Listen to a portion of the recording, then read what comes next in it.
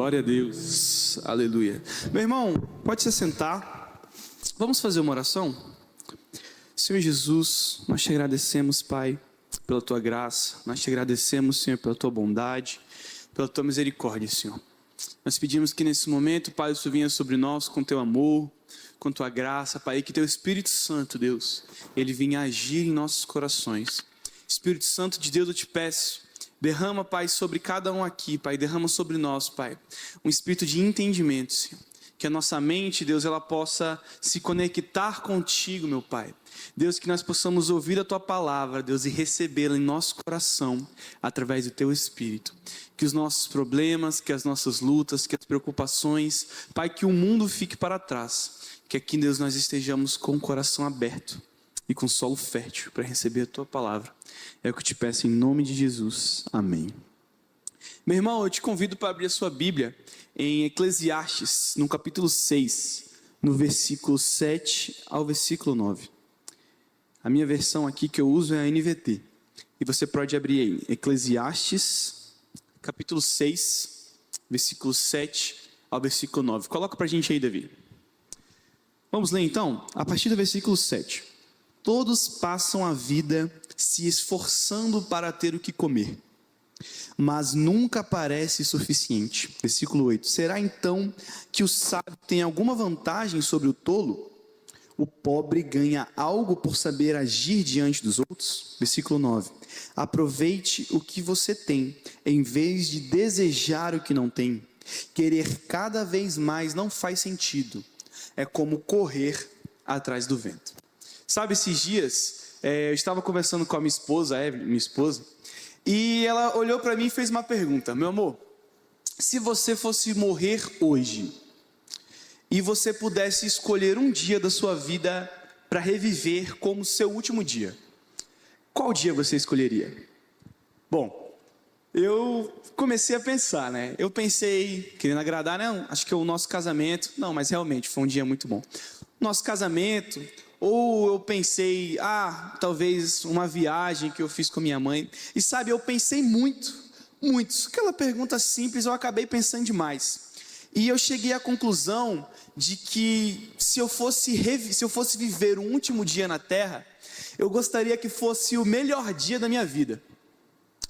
E pensando, eu fui um pouco além. Eu falei, não, talvez reviver um não seja suficiente. Aí eu comecei a pensar também nos dias futuros. Aí eu pensei, talvez o dia em que eu fosse nomeado pastor, pega a dica. Talvez o dia do nascimento do meu primeiro filho, ou talvez uma viagem para a Europa que eu sonho muito em fazer.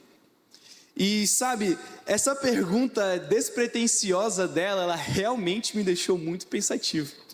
E eu fiquei dias e dias pensando sobre, até que eu cheguei à conclusão. O dia que eu escolheria para ser o último dia da minha vida seria aquele dia que ela fez aquela pergunta para mim. Ou um dia anterior, ou outro dia. Honestamente, não faz diferença. Nesse tempo em que eu fiquei pensando e refletindo, eu senti o Espírito Santo falando comigo, de uma forma em que Deus trabalhou comigo, me dizendo que eu tenho que ser mais grato por aquilo que eu tenho. Ele disse para mim que eu deveria deixar de viver uma nostalgia saudosista, que foca demais em coisas passadas, e deixar também essa ansiedade que me consome, essa ansiedade futura que não deixa eu viver o presente. Deus tratou em mim e eu entendi que eu devo viver mais o momento. Sabe, através desse tempo que eu fiquei pensando, eu cheguei a uma conclusão. Honestamente, eu estou perdendo muito tempo da minha vida projetando o futuro. Às vezes eu perco muito tempo pensando e sonhando o que Deus tem reservado para mim. Enquanto eu poderia, e não só poderia, deveria estar grato pelo que eu tenho hoje, e confiar e ser pleno verdadeiramente em Cristo, e sem precisar de mais nada. Bom, foi aí que eu cheguei nesse texto. Vamos ler mais uma vez? Eclesiastes 6, versículos 7 a 9. Todos passam a vida se esforçando para ter o que comer, mas nunca parece o suficiente. Será então que o sábio tem alguma vantagem sobre o tolo? O pobre ganha algo por saber como agir diante dos outros. Versículo 9. Aproveite o que você tem, em vez de desejar aquilo que não tem. Querer cada vez mais não faz sentido. É como correr atrás do vento. Cara, esse texto, ele entrou no meu coração como uma flecha. Parecia uma pancada de Deus em mim. Foi praticamente Deus falando comigo através da palavra. E é exatamente sobre isso que nós vamos falar hoje. Deus, Ele quer te preencher e te dar a plenitude, mesmo enquanto você está esperando a sua bênção. Aqui em Eclesiastes, Salomão, em sua incrível sabedoria, ele expõe aqui no texto 3 erros que nós cometemos enquanto a nossa esperança está no amanhã. Então, se você está anotando, eu gosto que anota. Anote aí, o primeiro erro que nós cometemos enquanto esperamos o amanhã: não usufruir. Primeiro erro, leia aí comigo, capítulo 6, deixa a sua Bíblia aberta, a gente vai ler um pouquinho, a partir do versículo 1, vamos ler o versículo 1 e o versículo 2, Eclesiastes 6, versículo 1, vi debaixo do sol outra grande tragédia que pesa sobre a humanidade. Deus concede a alguns muitas riquezas, honra e tudo que desejam, mas não lhes dá a oportunidade de usufruir disso. Eles morrem e outro acaba usufruindo de todas essas coisas. Isto também não faz sentido. É uma verdadeira desgraça. Sabe, ter e não usufruir. Isso é quando nós esperamos que realizem coisas. Nós esperamos ser realizado em bens materiais, em coisas que temos, em conquistas, mas nós não somos satisfeitos nela. Sabe, antes da gente começar a desenvolver, eu preciso te explicar uma coisa, não sei se você lembra, mas o livro de Eclesiastes, ele foi escrito por Salomão. Sim, Salomão, o rei. E alguns estudiosos, alguns biblistas, eles dizem que Salomão escreveu 3 livros. E o primeiro livro que ele escreveu foi Cânticos. Alguns dizem que ele escreveu na sua mocidade, quando era jovem. Outro foi Provérbios, que ele escreveu enquanto ele já estava na sua fase adulta. E alguns dizem que o último que ele escreveu foi Eclesiastes, quando ele já estava velho e já estava vivido. E ele possivelmente, ele escrevendo esse texto, ele olhava e refletia tudo o que ele passou. Os erros que ele cometeu, as lutas que ele sofreu, as angústias. E cara, Salomão foi o homem mais rico dessa terra. Foi o homem mais abençoado por Deus. Ele herdou um império que seu pai conquistou e lutou e derrotou os grandes inimigos de Israel, e ele pegou um tempo de paz, um tempo de prosperidade, e o reino de Israel nunca foi tão rico quanto no tempo de Salomão. E olha o que esse homem mais rico do Antigo Testamento, mais rico da Bíblia, ele diz para nós. Versículo 2, leia mais uma vez. Deus concede a alguns muita riqueza, honra e tudo o que desejam, mas não lhe dá a oportunidade de usufruir disso. Meu irmão, muito possivelmente ele estava olhando para os erros, estava olhando para a vida e estava falando um pouco sobre si também. No versículo 1, ele inicia dizendo que ele reparou uma grande tragédia que aflige toda a humanidade. E aqui no versículo 2, ele diz aqui, Deus concede a alguns muita riqueza, honra e tudo que desejam. Bom, esse alguns são pessoas que são escolhidas da parte de Deus. Aqui, Salomão está utilizando de um recurso que nós chamamos graça comum. Na Bíblia, na teologia, nós fazemos uma diferença entre a graça comum e a graça específica, ou graça salvadora. A graça comum é uma graça não salvífica que Deus derrama a todos os homens. Você já viu aquela pessoa que é ímpio? Aquela pessoa que não serve a Deus e tem muito dinheiro? Aquela pessoa que não serve a Deus e tem uma família unida, tem uma boa esposa, tem filhos bem-sucedidos que o amam, mesmo não sendo uma pessoa que serve ao Senhor? Isso é a graça comum. E também existe a graça salvadora ou graça específica, que é a graça que Deus derrama a nós para sermos salvos. É uma graça de salvação. Então pode ser que uma pessoa tenha os dois, Graça comum, graça salvífica, uma pessoa que tenha bens materiais, uma pessoa que tenha salvação, ou a pessoa pode ter apenas um. Pode ser uma pessoa que serve ao Senhor, mas não tem uma riqueza, não tem bens materiais. Ou pode ser alguém que tem bens materiais e não serve ao Senhor. Salomão aqui nesse texto, é importante entendermos, ele está usando de alguém que possui apenas a graça comum. E é importante a gente entender que quando ele fala em usufruir, ele não está dizendo especificamente no sentido de gastar o dinheiro. Uma pessoa rica, de fato, ela vai gastar o dinheiro dela. Uma pessoa que tem muito dinheiro, ela vai para os melhores restaurantes, ela vai fazer uma boa viagem, ela vai comer num lugar legal, ela vai ter um bom carro, vai ter uma boa casa. Salomão não está dizendo sobre isso. O usufruir que ele diz aqui é na questão de se satisfazer, é na questão de se preencher. Você já conheceu essa pessoa que nós falamos, que é uma pessoa que tem muito dinheiro, uma pessoa bem sucedida, mas que ela não se satisfaz no dinheiro dela? Cara, é muito comum a gente ver milionários, bilionários se suicidando. Pessoas que nasceram em berço de ouro, que não passaram dificuldade, que tem tudo de mão beijada, é uma pessoa que é triste, uma pessoa que é doente de alma. E Salomão ele está falando sobre essa pessoa, e ele define isso como um fardo, ter e não usufruir.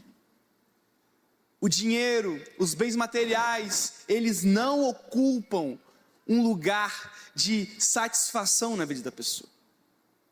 A felicidade desse rico está em possuir, está em ter. E ter nunca é demais. Sempre que você tem, você quer mais. Sabe, Jesus disse lá em Mateus que só há 2 senhores. E ele fala, Jesus, e não fala o diabo. Ele fala o dinheiro, as riquezas. Cara, não é à toa que Jesus diz isso. O próprio Jesus, ele diz que ou você serve a ele ou você serve ao dinheiro. A pessoa que serve ao dinheiro ela é um escravo. O dinheiro, as riquezas, elas aprisionam. Quando buscamos muito, nós somos escravos do dinheiro. Você já conheceu alguém assim? E o importante ressaltar também é que aqui no versículo 2, ele diz, Deus concede muita riqueza, mas não lhes dá a oportunidade de usufruir disso. É importante notar que Salomão, em sua sabedoria, ele entendeu, e inspirado pelo Espírito Santo, ele escreve que o próprio Deus que dá, ele deixa a pessoa incapaz de se satisfazer naquilo. Uma pessoa que tem dinheiro, que tem riqueza, que tem status, não importa o quanto ela tente se satisfazer com isso, somente Deus pode torná-la plena. Sabe, isso me lembra uma série muito famosa que ficou esses tempos aí. Não sei se você já assistiu, Round 6. Tem na Netflix lá, alguns lugares é Squid Game, o jogo da Lula. Se você não conhece, eu vou te dar um briefing rapidinho aqui. Essa série é uma série que se passa na Coreia e algumas pessoas, elas arriscam a sua vida em troca de dinheiro. Eles vão para uma ilha, a galera coloca elas lá e elas passam por alguns jogos que vão arriscar a sua vida, pode morrer, pode não. Tudo isso para ganhar dinheiro. E com uma premissa, o dinheiro vai resolver todos os meus problemas. O protagonista ele tem problema com a filha, ele acredita que o dinheiro vai resolver o problema dele. Ele tem um amigo que tem muitas dívidas, que está em depressão e acredita que o dinheiro vai resolver o problema. Nessa série, muitos pensam que os participantes desse jogo, eles pensam que ao ganhar o prêmio, eles terão paz. E durante o jogo, alguns perdem a sua dignidade. Eles traem os seus amigos, eles matam pessoas, eles perdem a própria humanidade. Tudo isso em troca do prêmio. E se você não assistiu, eu peço perdão porque eu vou dar um spoiler aqui. No final da série, o protagonista, ele ganha o jogo. E ele fica milionário, é muito dinheiro. E sabe o mais interessante? O vazio que ele tinha dentro dele, que ele achava que ao ganhar aquele prêmio seria preenchido, não preenche. Ele tem o dinheiro, mas ele não consegue usufruir dele. O dinheiro não conserta aquilo que está quebrado dentro dele. E Salomão, em outras palavras, ele diz a mesma coisa aqui em Eclesiastes. O problema não é necessariamente buscar e querer ter dinheiro. O problema é achar que o dinheiro, ele ocupa esse espaço. O dinheiro traz paz e traz plenitude. Ou nós servimos a Deus ou ao dinheiro. O dinheiro nos aprisiona. E Deus, em sua sabedoria perfeita, Ele permite, Ele escolhe, Ele decide que o dinheiro não vai suprir. Então o mesmo Deus que dá o dinheiro, o mesmo Deus que torna uma pessoa abençoada, que faz a pessoa ser rica, Ele fala para ela e Ele coloca um vazio no coração dela que não pode ser preenchido pelo dinheiro. Isso acontece muito nos nossos dias. Quantos de nós queremos buscar a nossa satisfação no dinheiro? Quantos pais abandonam suas famílias, deixam suas esposas, seus filhos atrás de dinheiro? Quantos homens fazem maldades por conta de dinheiro? Quantas pessoas são desprezadas, humilhadas, maltratadas? Quantas pessoas morrem por conta do dinheiro? O dinheiro não tem poder de preencher. Mas talvez você esteja pensando, bom, o problema é dinheiro, então estou de boa, não tenho um apego a dinheiro. Não necessariamente. Salomão, ele não para somente nas riquezas, ele avança, ele prossegue. O coração humano não busca satisfação apenas em bens materiais, mas também em bênçãos, milagres, conquistas e realizações. Então, se você está notando, o segundo erro em buscar viver no futuro e não confiar em Deus, buscar felicidade em bênçãos e realizações. Talvez o seu problema não seja dinheiro, você é uma pessoa desapegada a dinheiro. Mas muitos de nós buscamos a nossa felicidade em bênçãos e realizações, que nem eu te falei no começo. Eu fui buscar um dia que seria o melhor dia da minha vida, e eu fui pensar no dia que eu conquistei, que eu realizei algo. Vamos ler o versículo 3. Eclesiastes, capítulo 6, versículo 3. Um homem pode ter 100 filhos e viver muitos anos. Se, porém, não encontrar satisfação alguma na vida e não tiver nem mesmo um enterro digno, seria melhor que houvesse nascido morto. Talvez na sua versão esteja, seria melhor ser um aborto, porque é exatamente essa palavra que Salomão usa. Salomão, ele cria aqui um exemplo exagerado de homem. Ele diz, um homem que viveu 2000 anos. Nós vamos ver no próximo versículo. Você conhece alguém que viveu 2000 anos? A pessoa que mais viveu foi Matusalém, não chegou nem a 1000. Ele descreve um homem com 100 filhos. Você conhece alguém com 100 filhos? Então ele pega um exemplo exagerado. E é importante nós entendermos que longevidade para os judeus significava bênção. A longevidade era uma das maiores bênçãos que alguém poderia ter. Ter muitos filhos para o judeu também era considerado uma grande bênção. Eles viviam em uma sociedade patriarcal. Então, quantos mais filhos você tinha, mais poderoso e mais abençoado você era. Você entendeu o que Salomão fez aqui? Ele criou uma persona exagerada, ele criou um homem irreal que tem as maiores bênçãos que um judeu poderia escolher. Viveu 2000 anos e possui 100 filhos. E ele diz aqui que esse homem extremamente abençoado nessa cultura judaica, ele seria melhor ter sido um aborto. Sabe, é como se Salomão estivesse trazendo para os nossos dias de hoje. Era como se Salomão dissesse bem assim, cara, imagina você ganhar a Mega Sena da virada, que está 1 bilhão, tu é doido. Imagina você casar com uma mulher linda, maravilhosa, com uma modelo. Imagina você ter um influencer, ter um canal no YouTube com milhões e milhões de inscritos. Imagina você ser poderoso, ganhar na cena, ter uma mulher linda. Sem Deus, e se você buscar se preencher em tudo isso, era melhor você ter sido um aborto. E olha, eu quero que você entenda e que você veja a palavra pesada que Salomão usa. Ele compara que uma vida pautada em bênçãos é uma vida que não vale a pena. Era melhor nem ter nascido. Tudo isso, como significado de vida, não vale nada. E é engraçado que ele fala sobre ter 100 filhos como uma bênção, e seu filho Roboão teve 88. E foi um desastre. Pegou o reino de seu pai, perdeu 10 tribos num dia, teve o reino repartido. Salomão está dizendo que ser abençoado por Deus e buscar satisfação nisso não vale a pena. Lembre, Salomão está falando da própria realização dele. Ele está falando dos próprios feitos, ele está olhando para a vida dele, com base naquilo que ele viveu, e ele está dizendo, cara, você buscar satisfação nisso não vale nada. E eu acho legal aqui, que ele faz um adendo que pode passar desapercebido. E ele diz aqui no versículo 3, na parte B: se não tiver nem mesmo um enterro digno, ou seja, ele vai além ainda, ele está dizendo, mano, é um cara que viveu 2000 anos, um cara que tem 100 filhos, tem muita gente na família dele, o cara não vai ter nenhum enterro, porque depois que você morre, você não pode fazer nada. Quem cuida de você é seus familiares. Então, para você ter um enterro digno, seus familiares têm que sepultar. E ele diz, olha esse paralelo, é uma pessoa que tem 2000 anos de idade, tem 100 filhos e não tem um enterro digno. É uma pessoa que se gloria nas suas bênçãos, mas era melhor nem ter nascido. Versículo 4 ao versículo 6. Ele prossegue: pois assim seu nascimento teria sido inútil, caso fosse um aborto. E ele teria desaparecido na escuridão.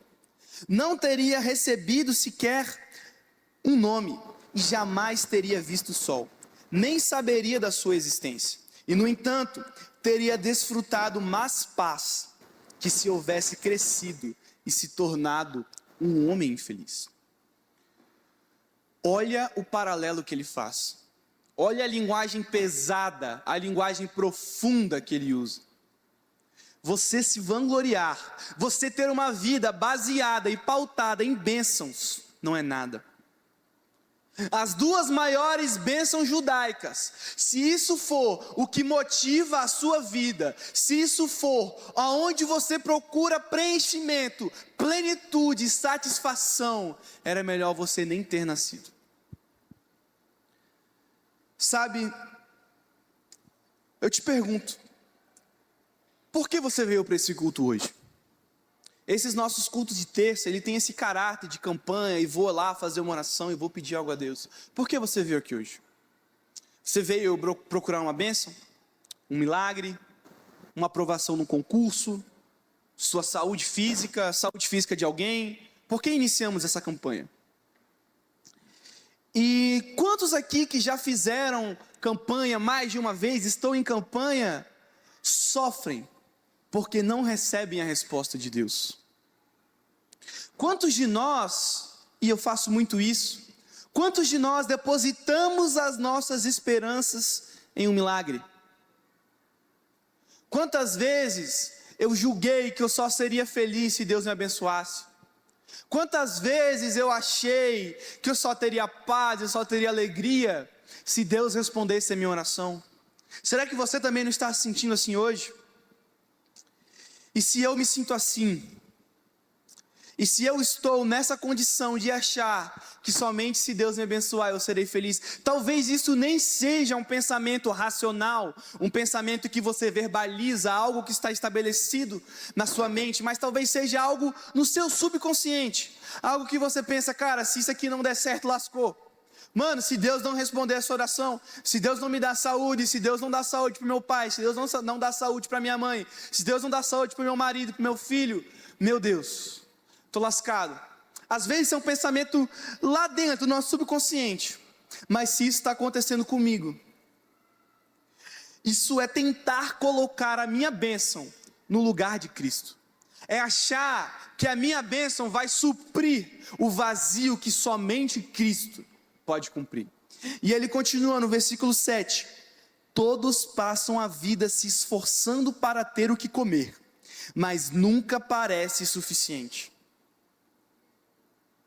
Vou ler mais uma vez, versículo 7: todos passam a vida se esforçando para ter o que comer, mas nunca parece suficiente. O que ele está dizendo aqui? Ele está dizendo uma pessoa que vive a vida em busca de realizações. É uma pessoa que vive a vida em busca de um milagre, em busca de uma resposta, mas nunca vai ser o suficiente. Para essa pessoa irreal que Salomão criou, não importa quantos filhos ele tenha, Não importa quantos anos de vida ele viva, não importa quantos milagres Deus realize na vida dele, não importa quantas restaurações, não importa quantas curas, não importa quantas bênçãos financeiras, nunca será suficiente, sempre precisará de mais. E o interessante aqui é que ele começa falando sobre bênçãos financeiras, mas aqui ele está falando sobre bênçãos de Deus, sobre coisas legítimas. É certo você querer ter longevidade, é certo você querer ter filhos, é certo você querer a cura do seu familiar, é certo você querer que Deus abençoe e você passe no concurso, é certo você querer casar, é certo você querer ter paz, é certo você querer saúde mental, é certo, mas ele diz que se a sua confiança está nisso, era melhor nem ter nascido.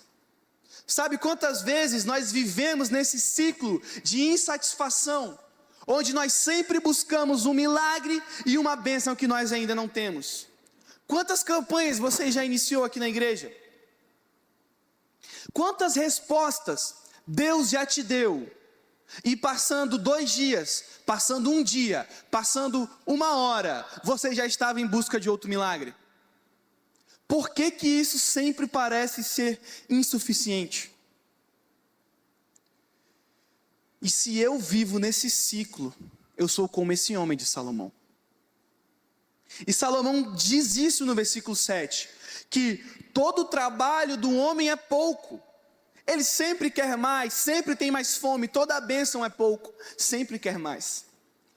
E lendo isso, eu lembrei de um personagem de um filme que eu gosto muito, Senhor dos Anéis. Você já assistiu o Senhor dos Anéis? Tem um personagem lá que é o Gollum. É o Sméagol, aquele que fica, meu precioso. Ele é dominado por aquele anel.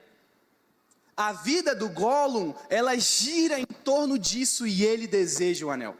Aquele anel, ele promete uma satisfação para o Gollum, mas ele nunca entrega. Quanto mais o Gollum possui o anel, mais vazio por dentro ele se torna. Quanto mais ele segura, mais ele precisa dele. E ele vive nesse ciclo. Ele deseja, ele possui, ele se frustra e ele tem mais desejo. O anel não alimenta ele, mas vicia.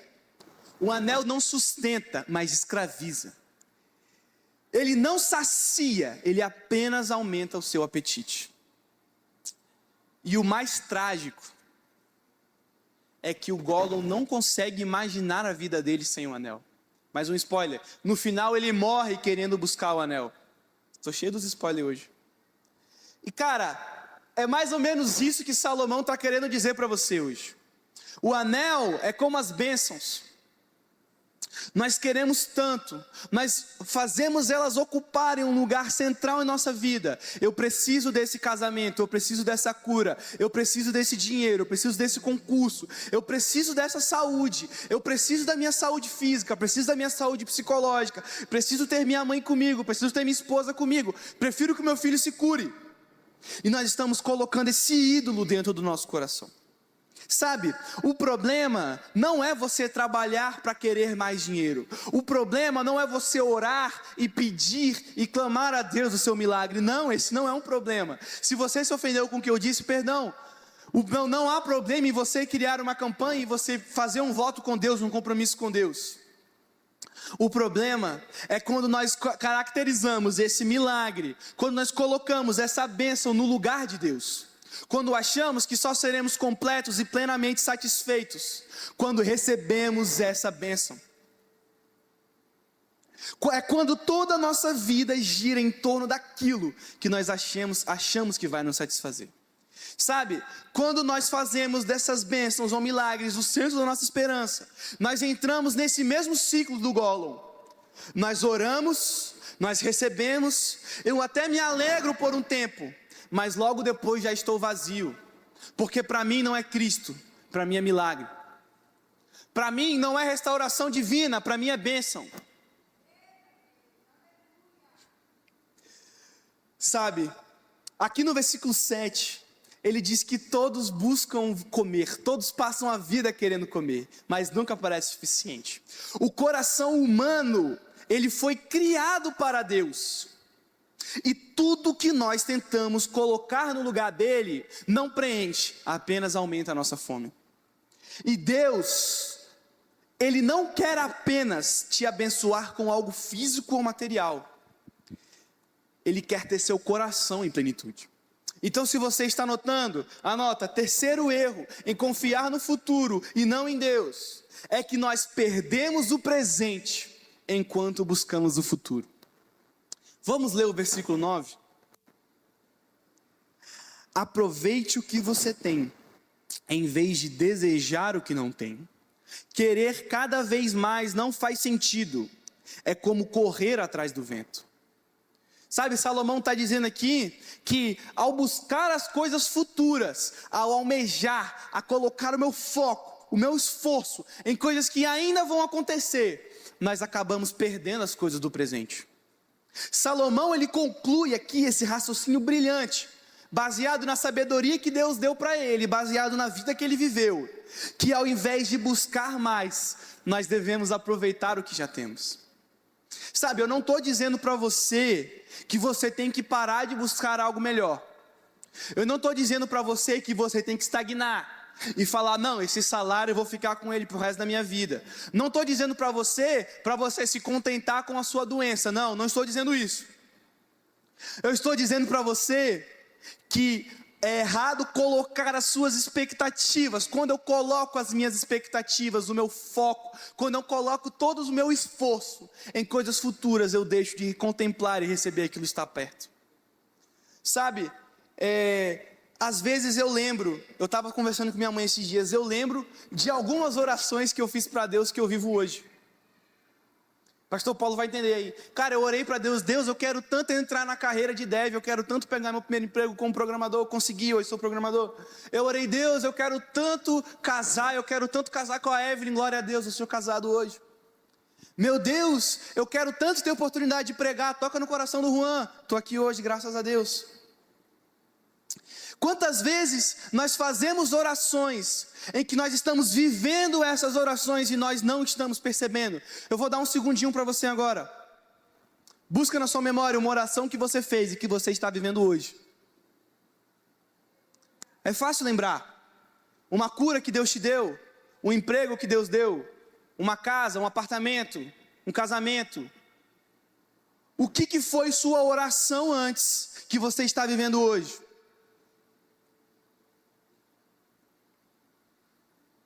Sabe, quando eu tive aqueles pensamentos do melhor dia da minha vida, eu me encontrei exatamente como esse homem.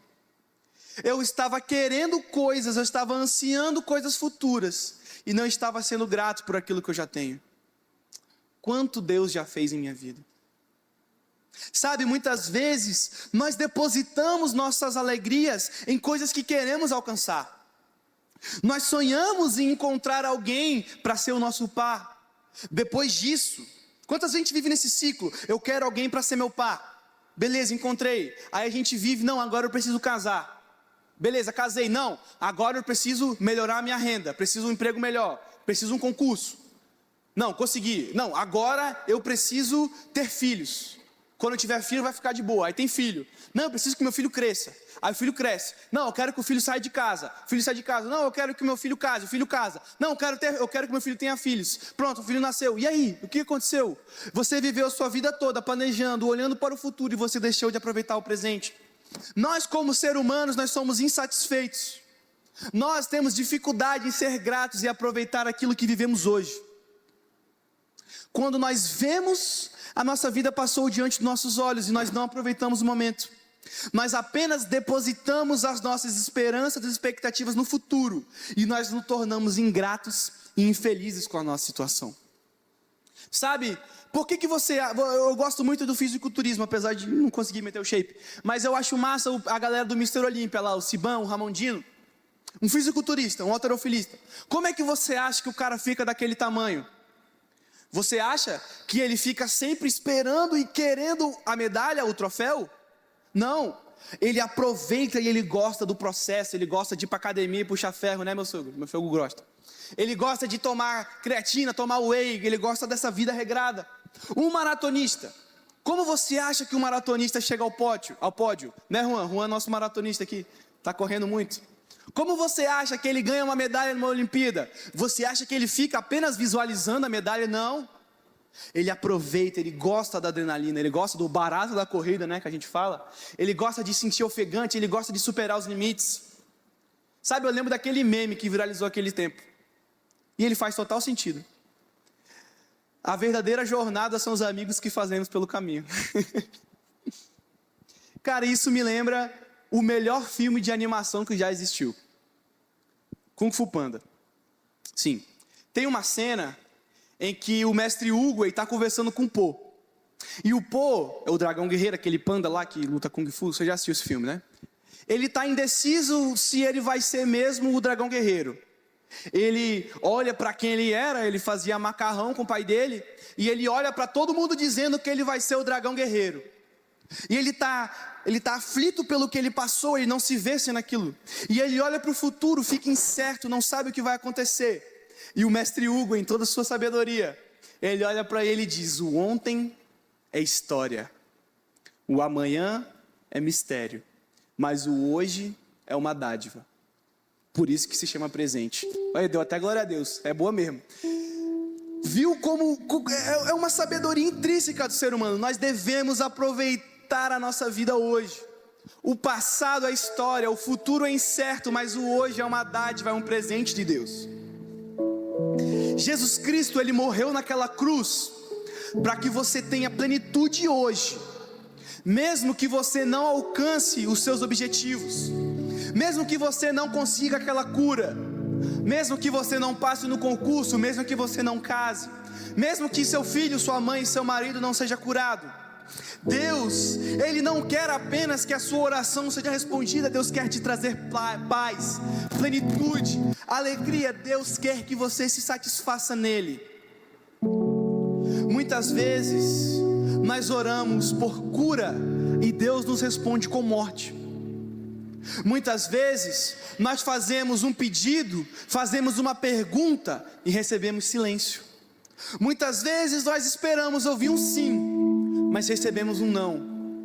E independente disso, Deus está conosco. Sabe, eu não tenho como dizer para você que a campanha que você faz, você vai receber sua bênção. Eu não posso dizer isso. Eu não posso dizer que você vai receber aquilo que você pede para Deus. Não tenho poder. O que eu posso dizer é que Cristo te basta. Em Mateus 6,34, Jesus diz: portanto, não se preocupam com o amanhã, pois o amanhã trará suas próprias inquietações. Bastam para hoje os problemas desse dia. Jesus está dizendo para você que mesmo que você não receba aquele dinheiro que você espera, mesmo que você não receba a cura psicológica que você pede, a sua cura física, mesmo que você não receba esse milagre, Deus está contigo. Sabe, e Salomão, possivelmente no fim da sua vida, ele apresenta esse diagnóstico universal de que o homem, por si só, ele é incapaz de preencher aquilo que só Deus pode preencher. O nosso desejo sempre é querer mais. Eu sempre tenho mais fome. O presente nunca é suficiente. Ele diz isso. Esse texto de Salomão, infelizmente, não tem as respostas para nós. Ele apenas apresenta o problema. E você pode ter se identificado e estar perguntando: meu Deus, por que eu não consigo me satisfazer com o que eu tenho? Por que Deus me dá tantas coisas boas, mas eu sempre quero mais? Por que após Deus fazer esse milagre na minha vida, eu já estou buscando outro? E se você ainda está anotando, a resposta para esses 3 erros que Salomão levantou, essa resposta para essa pergunta, para essa dúvida, é: Cristo é suficiente. Abra sua Bíblia em Filipenses, no capítulo 4, versículo 19. E já caminhando para o final, Filipenses capítulo 4, versículo 19, diz bem assim. Filipenses capítulo 4, eu estava em Efésios. Filipenses 4, capítulo 19.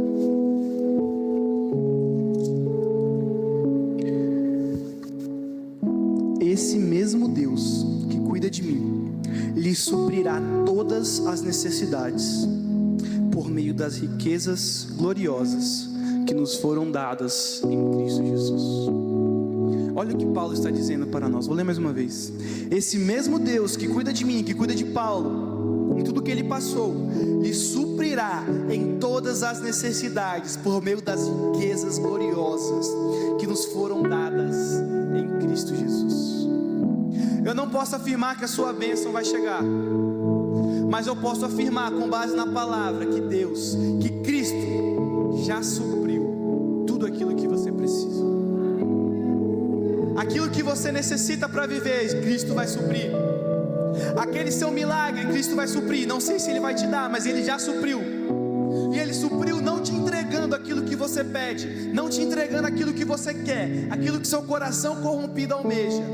Ele cumpriu naquela cruz, e Ele te entregará em toda a sua